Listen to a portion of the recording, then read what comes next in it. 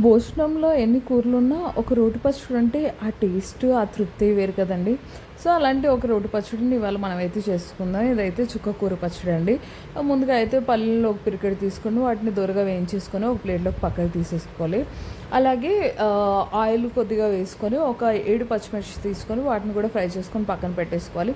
ఆ తర్వాత 1:30 కప్పు కడిగిన చుక్క కూరను కూడా తీసేసుకొని దాన్ని కూడా ఫ్రై చేసుకోవాలి. చూసారా ఎంత బాగా ఫ్రై అయిపోయిందో మన చుక్క కూర అయితే. సో, ఇలా మంచిగా ఫ్రై చేసుకున్న తర్వాత దాన్ని కూడా పక్కన తీసేసుకొని ముందుగా వేయించుకున్న పల్లీలు, పచ్చిమిర్చినైతే మిక్సీ పట్టేసుకోవాలండి. తర్వాత ఈ చుక్క కూర తగినంత ఉప్పు కూడా వేసుకొని మిక్సీ పట్టేసుకుంటే అయిపోయింది అనుకుంటున్నారా? కాదండి, పోపేసుకోవాలి.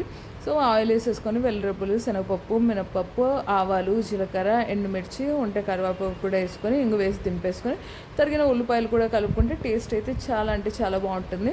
ఒకసారి ట్రై చేసి చూడండి. మరిన్ని రెసిపీస్ కోసం channel like, share and subscribe చేయండి.